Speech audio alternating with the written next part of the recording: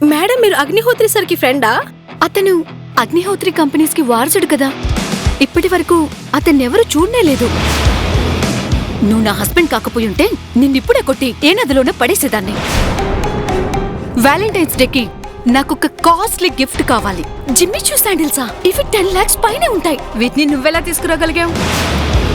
Sir, ఈరోజు ఒక special పర్సన్తో మీకు మీటింగ్ అరేంజ్ చేశాను. ఇది 200 కోట్ల రూపాయల డీల్ సార్. ఇతనితో మీటింగ్ అరేంజ్ చేశానని నాకు ముందెందుకు చెప్పలేదు? ఇతనితో ఎంత పెద్ద డీల్ అయినా పర్వాలేదు, నేను చెయ్యలేను. సాగర్ నిజంగా పేదవాడా? ఒకవేళ అయితే అంత పెద్ద డీల్ చేయడానికి ఎందుకు వచ్చాడు? సాగర్ ఒకవేళ కోటీశ్వరుడైతే మరి పనివాడిలా అత్తారింట్లో ఎందుకుంటున్నాడు? సాగర్ గురించిన నిజం అఖిలకు తెలిస్తే ఏం జరగనుంది?